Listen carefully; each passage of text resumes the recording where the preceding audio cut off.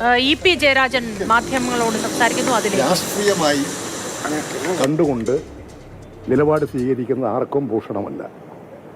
വസ്തുതാപരമായി വസ്തുനിഷ്ഠമായി കാര്യങ്ങൾ വിലയിരുത്തി സത്യസന്ധമായി ഏത് നടപടികൾ സ്വീകരിക്കുന്നതിന് ഞങ്ങൾ ഒരിക്കലും എതിർത്തിട്ടില്ല. എല്ലാ കാര്യങ്ങളും പുറത്തു വരട്ടെ. ഇതൊരു രാഷ്ട്രീയ പ്രേരിതമായ നീക്കമാണെന്ന് കരുതുന്നു. ഞാൻ പറയുന്നില്ല. ഞാൻ പറയുന്നത് ഗവൺമെന്റ് പല കാര്യങ്ങളിലും എടുത്തുകൊണ്ടിരിക്കുന്നത്, ഇപ്പോൾ ഉദാഹരണത്തിന് പൊതിച്ചോറ് എത്രമാത്രം തെറ്റായിട്ടുള്ള നിലപാടാണ് സ്വീകരിച്ചത്. പിന്നെ അവിടെ നിന്ന് ഉരുണ്ട് കളിക്കുക, പൊതിച്ചോറ് വിടില്ല, കൊടുക്കാൻ സമ്മതിക്കില്ല എന്നൊക്കെയല്ലേ പ്രഖ്യാപിച്ചത്. ഇവിടെ ഇപ്പോൾ 10,000 കോടിയുമായി വന്നിരിക്കുന്നു ടാറ്റ കപ്പൽ. ഇപ്പോൾ കപ്പലും ഇല്ല, ടാറ്റയും ഇല്ല. ഇതാണ് ഈ ഗവൺമെന്റിന്റെ നിലപാട്.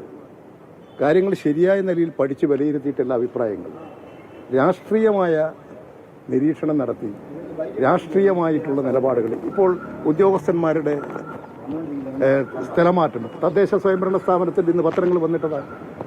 അത് ഓൺലൈനിൽ വളരെ വളരെ അർഹതപ്പെട്ടവർക്ക് ന്യായമായും അവരുടെ സർവീസ് മാറ്റർ നോക്കി അവരുടെ സർവീസ് കാര്യങ്ങൾ പരിഗണിച്ചുകൊണ്ടാണ് ഇവിടെ സ്ഥലമാറ്റ ട്രാൻസ്ഫർ കൊടുത്തിരുന്നത്. ഇ.പി. ജയരാജനാണ് മാധ്യമങ്ങളോട് സംസാരിക്കുന്നത്.